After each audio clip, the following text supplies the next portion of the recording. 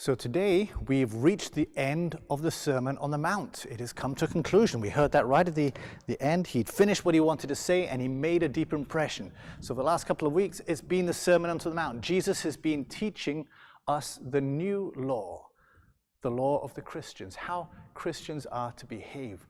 Beginning firstly with the attitudes, what's inside, how from where that behavior springs from. And so he gave us the Beatitudes, and it began with blessed are the poor in spirit. That's where it begins, knowing our need of God. And then you can look at the rest of the Beatitudes to see the attitudes behind our actions.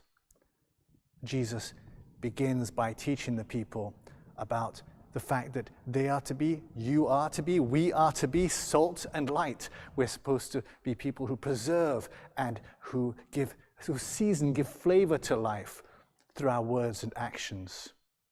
Who, by our words and actions, point people towards the Lord.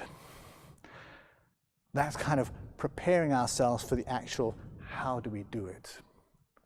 And so he spoke about anger and the need to forgive and to be reconciled. He spoke about lust and how we're to avoid the occasions where we're drawn into that. He spoke about our lips and how we're to use that. And as Christians, we're to be people of the truth. We follow Jesus, who is the truth. What else did he speak about? Oh, he spoke about a lot of things. Let me quickly have a quick check my notes. But anyway, let's just skip that for now. So go back, do it yourself. Have a look at the Sermon on the Mount, because Jesus is very clear, giving us very clear sense. This is how we're to behave as Christians. And now he's come to the end. He's come to the end, and it's important that we take note of what he says, because if we don't take note of what he says, what happened in the first reading, Jerusalem being taken by the Babylonians, by, Nebuchadnezzar. Why did that happen? Why did it happen? Because the people of Israel did not listen to the voice of the Lord. And they went off. They did not obey the law of the Lord. They went off and followed other gods and lived a completely different life. And it wasn't punishment that they received, but actually it was the result of their own actions.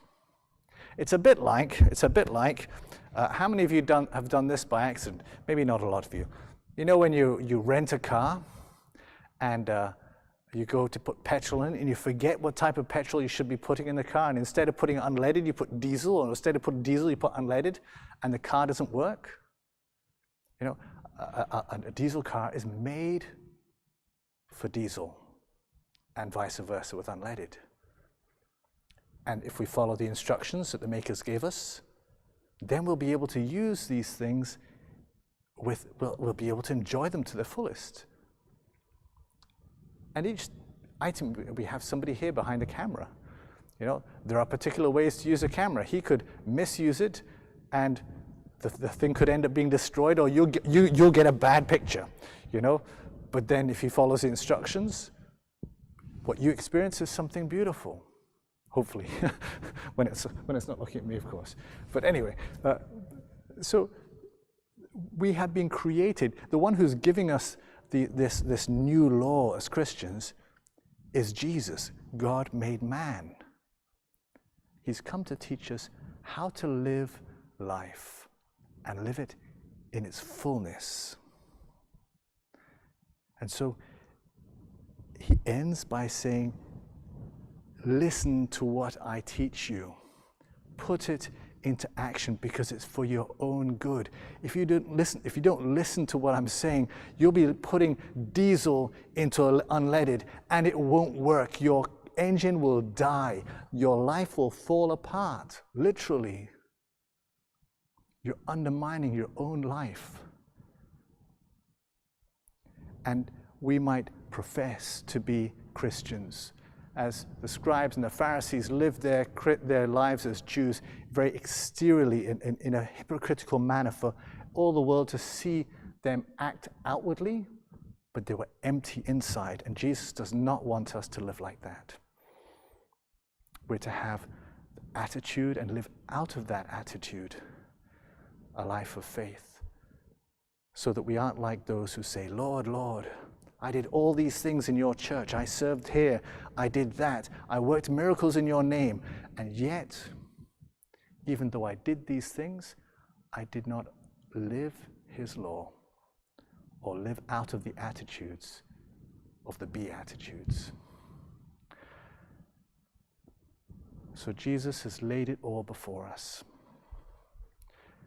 And he says nothing without intention, and every word he gives us is a life-giving word. And so for our own good, and that we can live the fullness of life, we put it into practice.